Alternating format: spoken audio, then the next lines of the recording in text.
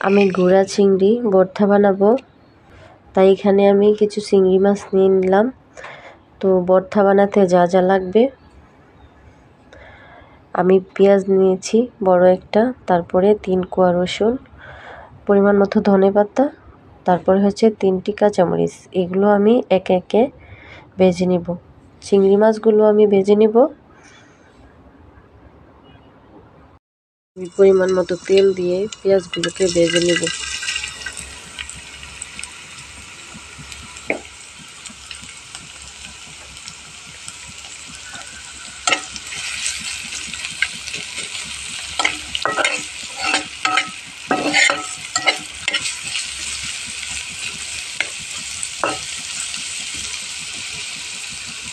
আমার পেঁয়াজগুলো ভাজা হয়ে গেছে, এখন আমি এগুলোকে পেঁয়াজগুলো উঠিয়ে নিয়েছি। এখন আমি রসুনগুলোকে ভাজতে দিয়ে দিব। আমার রসুনগুলোও ভাজা হয়ে গেছে, এখন আমি মরিচগুলো ভাজতে দিয়ে দিব। আমার মরিচগুলো ভাজা কমপ্লিট, এখন আমি চিংড়ি মাছগুলো ভেজে নিব।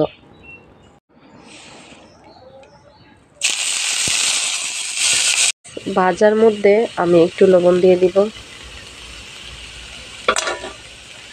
হালকা নেড়ে ছেড়ে নিব। আমার সবগুলো উপকরণ ভাজা হয়ে গেছে, এখন আমি শিলপাটায় বেটে নিব।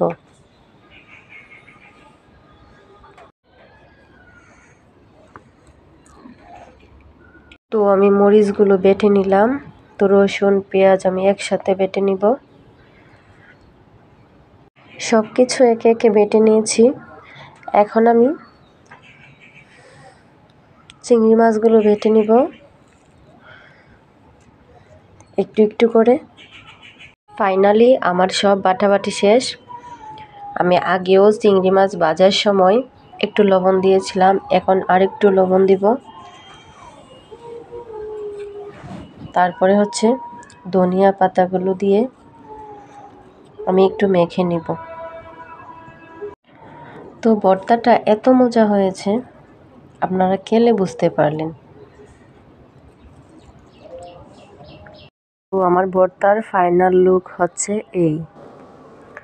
আপনারা যারা চিংড়ি মাছ খান না, এভাবে ভর্তা ট্রাই করতে পারেন, মুখে লেগে থাকবে আজীবন। ভীষণ মজা খেতে, অনেক ভালো লাগে।